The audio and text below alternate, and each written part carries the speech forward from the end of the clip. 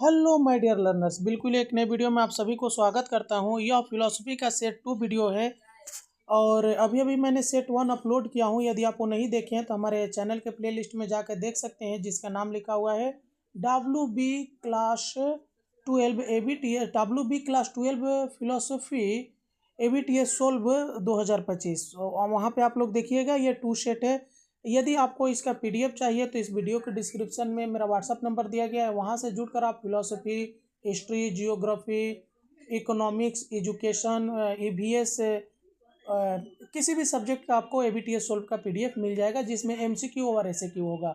आप वीडियो को लाइक करिए, कमेंट करके बताइए कि आप वेस्ट बंगाल के किस डिस्ट्रिक्ट से मेरे इस वीडियो को देख रहे हैं, ठीक है। और यह वीडियो हिंदी और इंग्लिश दोनों मीडियम में होगा। मैं हिंदी मीडियम को डिस्कस करूंगा, इंग्लिश मीडियम वाले को मैं वीडियो स्क्रॉल करके दिखा दूंगा, ठीक है। चलिए, हमारा पहला क्वेश्चन क्या है कि प्रत्यक्ष तर्क का विषय क्या है। तो प्रत्यक्ष तर्क का विषय उत्तर होगा तर्क रूप की वैधता। वैधता का प्रश्न संबंधित है तो तर्क रूप के साथ। लोगोस शब्द का अर्थ है तो विचार होता है। एक वचन श्रेणी प्रस्ताव के भाग है तो 3 होता है। आगे, प्रस्ताव में विशेषण विपरीत है तो ये हो जाएगा नकारात्मक। आगे, विरोधाभास के मामले में जब समान विषय और विधेय के साथ सार्वभौमिक सकारात्मक प्रस्ताव सत्य है तो विशेष नकारात्मक प्रस्ताव का सत्य मूल्य क्या होगा, तो ये हो जाएगा असत्य। उप अलंकरण विरोध में यदि विशेष प्रस्ताव सत्य है तो सार्वभौमिक प्रस्ताव का सत्य मूल्य होगा, तो ये अनिश्चित हो जाएगा। नियम का उल्लंघन, यदि प्रमुख पद का वितरण निष्कर्ष है तो इसे प्रमुख आधार में विपरीत किया जाना चाहिए, देता है तो ये दे देता है गलत, ये जो है प्रमुख है। यदि वैध श्रेणी शास्त्र का मध्य पद दोनों आधारों का विषय है तो श्रेणी शास्त्र का आकृति होगा, तो ये चतुर्थ आकृति होगी। मिश्रित परिकल्पना शास्त्र का दूसरा आधार है तो ये हो जाएगा इसका आंसर श्रेणी प्रस्ताव। असंगत श्रेणी शास्त्र में जब एक असंगत की पुष्टि की जाती है और दूसरे को अस्वीकार किया जाता है तो श्रेणी शास्त्र है तो MP हो जाएगा, ठीक है। कुछ गैर SP नहीं है का बूलियन अर्थ है तो इसका आंसर हो जाएगा SP नॉट इक्वल टू 0। सत्य कार्यात्मक यौगिक प्रस्ताव का सत्य मूल्य निर्भर करता है तो यह निर्भर करता है घटक प्रस्ताव और ऑपरेटरों दोनों पर। यौगिक प्रस्ताव PVQ असत्य होगा यदि जब P असत्य है और Q असत्य है, ठीक है। प्रेरक तर्क, जहां हम एक वशिष्ठ मामले से दूसरे वशिष्ठ मामले में जाते हैं, वह है तुलनात्मक तर्क हो जाता है। वह तर्क जो अप्रासंगिक समानता पर आधारित है उसे कहा जाता है, तो उसे हम लोग कहते हैं गलत तर्क कह देते हैं, ठीक है। चलिए, इसका अब SAQ देख लीजिए।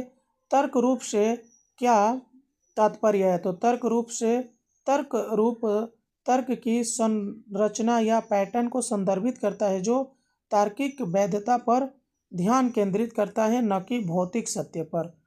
उप विपरीत विरोध का सत्य मूल्य नियम बताइए। तो उप विपरीत विरोध में यदि एक प्रस्ताव असत्य है तो दूसरा सत्य होना चाहिए। प्रस्ताव का विरोधाभास से क्या तात्पर्य है, तो विरोधाभास उन दो प्रस्तावों के संबंध को संदर्भित करता है जिनका विषय और विधेय समान होता है लेकिन गुणवत्ता या मात्रा में भिन्नता होती है। प्रस्ताव के रूपांतरण का उदाहरण है, तो उत्तर देख लीजिए इसका। मैंने इसका आधार क्या होता है, कुछ कुत्ते बिल्ली नहीं है। निष्कर्ष, कुछ बिल्ली कुत्ते नहीं है। सत्य आधार से असत्य निष्कर्ष होता है। मिश्रित परिकल्पना शास्त्र के नकार का नियम बताइए। तो मिश्रित परिकल्पना शास्त्र का दूसरा आधार सत्य के लिए पूर्व पद के विरोध में होनी चाहिए। यदि मिश्रित असंगत शास्त्र अमान्य है तो कौन सी भ्रांति उत्पन्न होती है? तो असत्य असंगति की भ्रांति। वेन आरेख में दो अति अतिव्यापी वृत्तों द्वारा कितनी श्रेणियां दर्शाई जाती है? तो 4 श्रेणियां। वो प्रस्ताव का बूलियन क्या है? तो ये हो जाता है उत्तर 1 हो जाता है। उसके बाद है द्विपक्षीय प्रस्ताव असत्य कब होता है? तो जब एक घटक सत्य होता है और दूसरा असत्य होता है। प्रेरक छलांग से क्या तात्पर्य है? तो यह इस धारणा को संदर्भित करता है कि भविष्य की घटनाएं देखे गए पैटर्न का अनुसरण करेगी। अच्छे तुलनात्मक तर्क का उदाहरण है तो जैसे पानी प्यास बुझाती है वैसे ही शिक्षा अज्ञानता को बुझाती है। प्रकृति की समानता के सिद्धांत का दावा क्या है? तो यह बताता है कि प्राकृतिक नियम समय और स्थान में सुसंगत रहते हैं।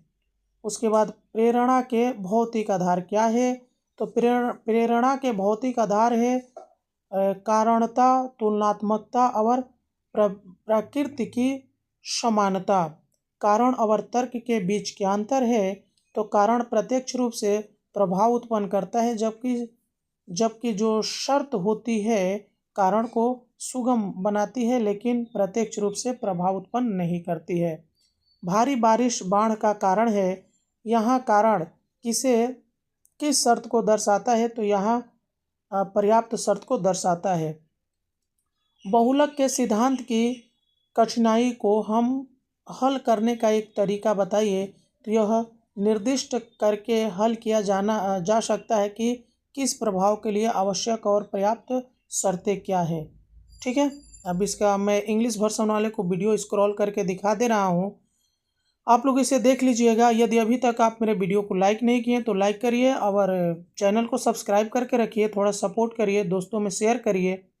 मैं लाइव भी आता हूँ 9:30 से 10 के बीच में, और उसमें मेरे को बहुत सारे स्टूडेंट ने कमेंट करके बताया कि सर बहुत सारे जो मेरे सर भी मैंने जहाँ पे वो लोग पढ़ते हैं वो भी सर यूट्यूब पे वीडियो बना रहे थे लेकिन स्टूडेंट ने सपोर्ट नहीं किया और उन्होंने वीडियो बनाना छोड़ दिया। तो ये आप लोग के लिए ही नुकसान है। क्या दिक्कत है? आपको घर बैठे BTS सोल्व दे देता हूँ, लॉन्ग क्वेश्चंस इंपॉर्टेंट दे देता हूँ, डिस्कस भी कर देता हूँ। तो ये तो आप ही लोग का बेनिफिट है ना, आप सभी के पास तो मोबाइल है ही। तो यहाँ पे हमारा फिलॉसफी का सेट 2 भी ख़त्म होता है। मिलते हैं किसी और वीडियो में, तब तक के लिए जय हिंद।